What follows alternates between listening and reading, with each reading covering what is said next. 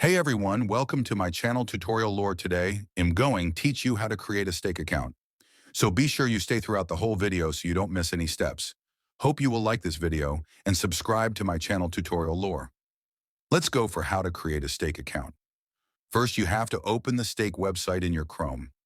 If you are from United States, you have to open the stake.us, and in my country, stake.us is banned, as you can see here. So I'm opening Stake Casino after, but the steps are same, don't worry.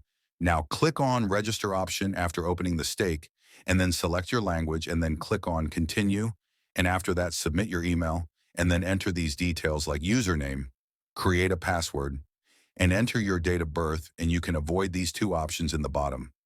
After entering all details, click on Continue and read this notice first. Now create your stake account. You have to scroll down this paragraph and then tick this Agree Term and Condition, and then click on Create an Account, and our stake account will create. So this all in today's video. Hope you must have understood that how to create a stake account.